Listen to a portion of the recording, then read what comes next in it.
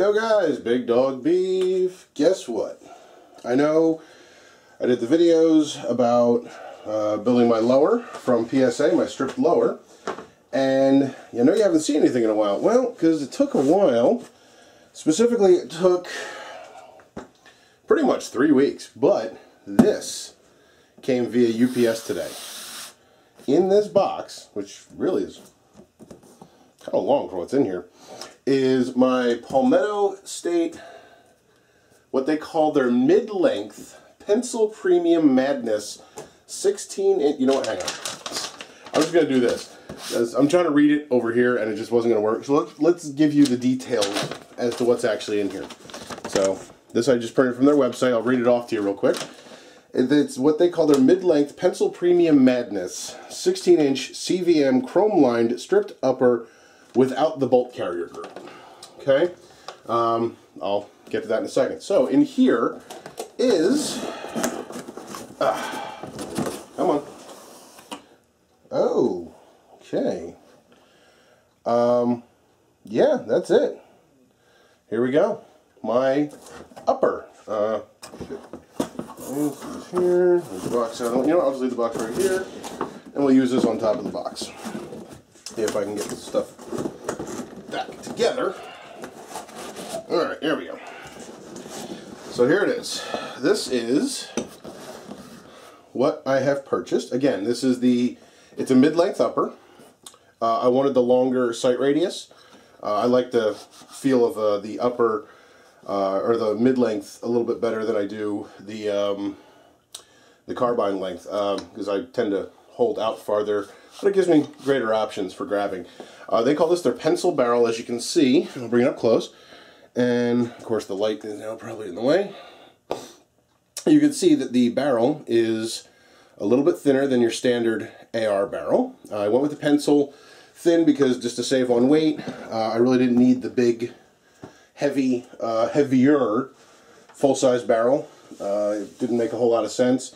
And the neat thing about this barrel is that while yes, it may heat up a little bit quicker, it may actually cool down a little bit quicker. This is an F-marked front sight post. Got the T-marks for the upper right there. This is obviously a 16-inch barrel. It's chrome moly vanadium barrel. It's a 5.56 NATO chamber. 1 in 7 twist rate. 1 in 7. Chrome lined. It's a MPI barrel. M4 feed ramps.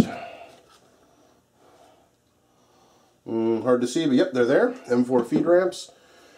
Flash hider, sling loop, blah blah blah. Standard handguards with the heat shields, forged upper, and no logo. I mean, who really cares about the logo? So now that we have this, we are going to knock things over, apparently.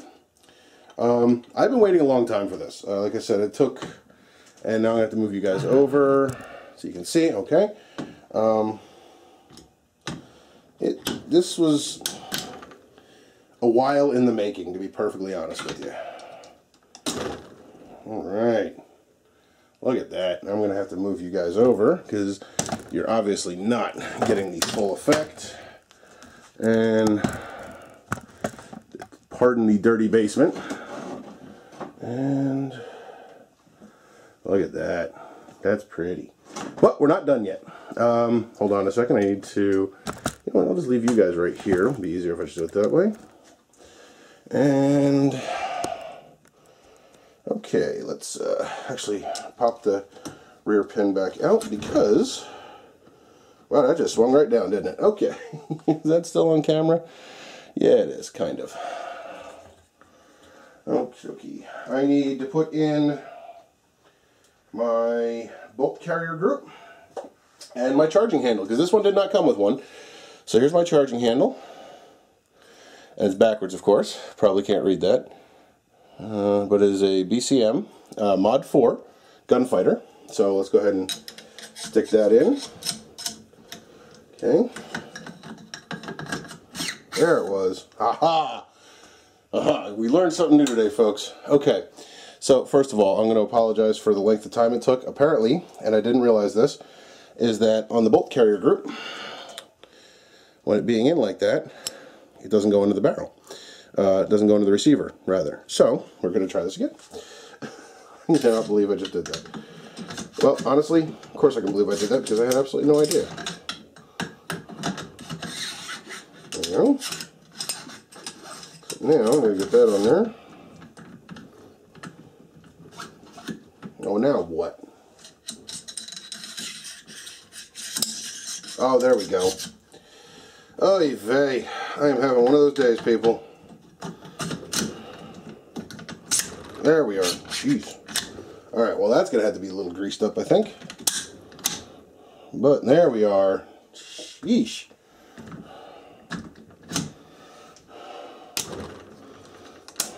Okay. Wow. Okay, again now. This is the wonders of editing. And again, never owned an AR-15 before, folks. The closest I ever had was my is my 1522 from Smith & Wesson. So let's go ahead and just nice.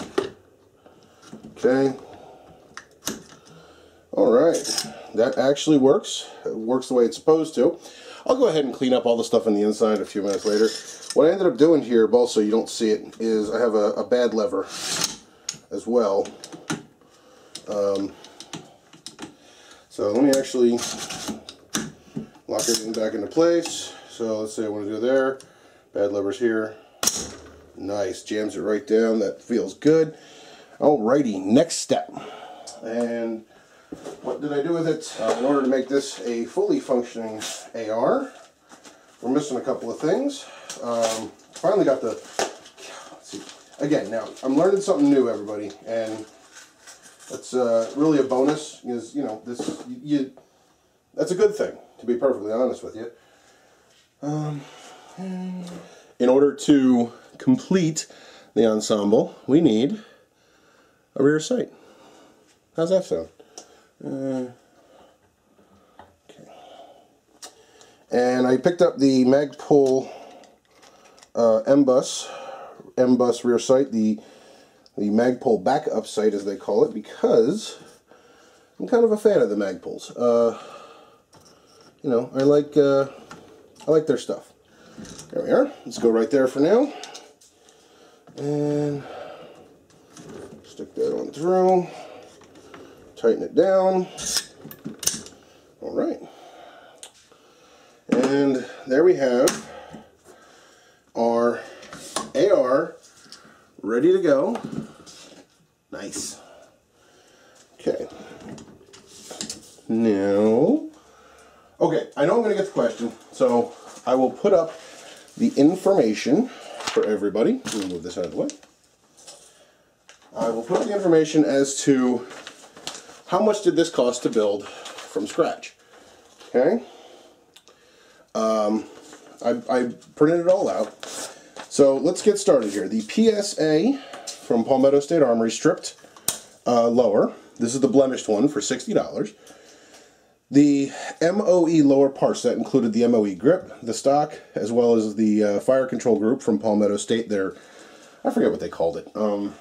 Just their, I don't think it was their premium lower. I think it was just their basic or whatever they called it. That was $145 for all of that.